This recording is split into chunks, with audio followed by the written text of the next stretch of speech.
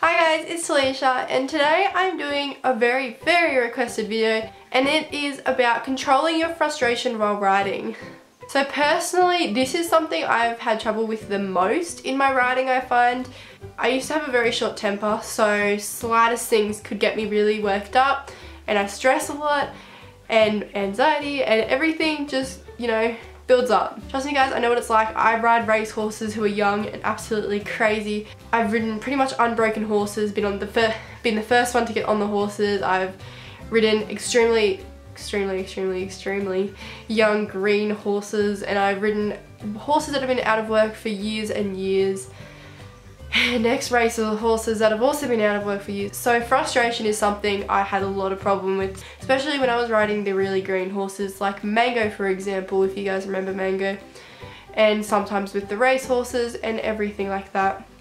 But I have managed over the past couple years to deal with it. I've found my ways to deal with my frustration, and I know a lot of you guys have problems with this too, because I posted on my Instagram asking what video you'd want me to do, and I had 3 options and all of you pretty much commented this video because you all have problems with dealing with your frustration while riding. So I thought by sharing my ways of dealing with frustration while riding, it would help you guys. So these might not work for everyone, everyone's different, but these are the tips that have worked for me the best, and honestly, since I've used these, I don't get frustrated while I ride. Like, of course there's moments when I get a little bit frustrated, but using these tips, I always manage to calm myself down really fast, and I find they work amazingly.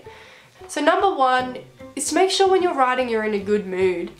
Now, this can be hard sometimes, because I know, like, sometimes when you get in a really bad mood and all you want to do is ride, and it's hard to, channel that to make yourself happy all of a sudden before you get on the horse. However, it is pretty important, because if you get on your horse and you're frustrated or angry, sometimes the horse can sense that.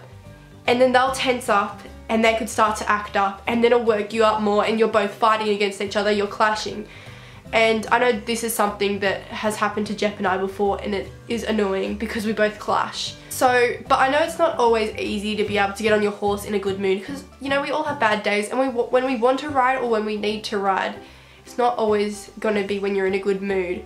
However, I find that if you are in a bad mood when you get on your horse, to not do anything new, to not do anything hard, just start off with something easy, just walk around the arena, go on a trail, something like that, something that's not going to get yourself more worked up or going to get your horse worked up and stressed out.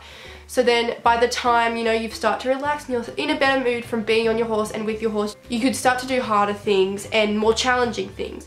But I don't believe you should be trying new things or doing, more challenging things while you're in a bad mood, because normally you and your horse will clash because your horse can sense that. So that's my number 1 thing. Number 2 is to always think positive.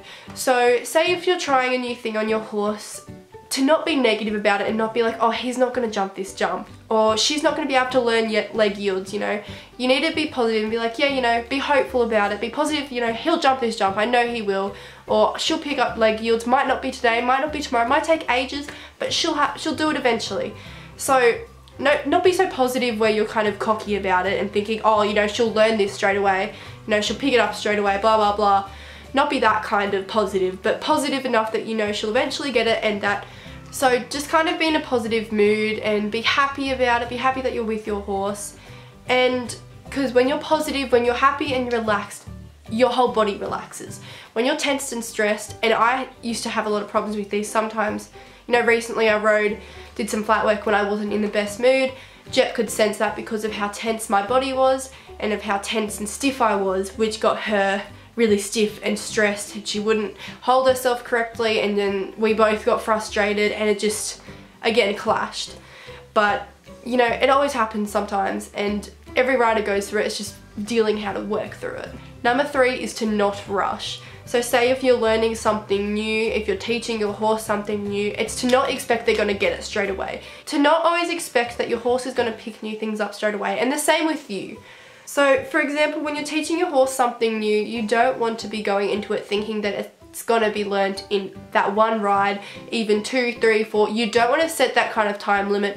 So for example, if I'm going in and I'm teaching a horse how to leg yield, I'm not going to go into that ride with thinking they're going to learn it straight away. They may not even pick it up at all that ride. They might get one step and that's it. See, the big thing is, I find a few problems with setting goals, like how people set goals for, say, you know, within this month I'm going to be jumping this height. Within this month my horse is going to be able to do flying changes. Goals are all well and good, except for things like learning stuff new, I don't think they're appropriate. This is just my opinion, of course not everyone agrees, but I don't believe in setting time limits on learning something new. I think you should be taking as much time as you need to, as much time as your horse needs to. And this will just frustrate you more if you get closer to that date that you set the goal for and you're not close to achieving this. That's when your rides will start to get frustrating, and when you're frustrated, as I said before, your horse will realize that, and your horse will get stressed and your horse will get tense and won't want to work with you properly. So then it'll just make it harder to reaching that goal. Number 4 is to not take it out on your horse. Now this is a big issue, and I'm going to be honest, there has been a time when I did take it out on my horse and I felt horrible. But I'm going to be honest, because you know, everyone makes mistakes, and it's about admitting that you made a mistake. There's been times where I've gotten so frustrated where I've blamed my horse. And, you know, I took it out on her, which was a complete wrong thing to do.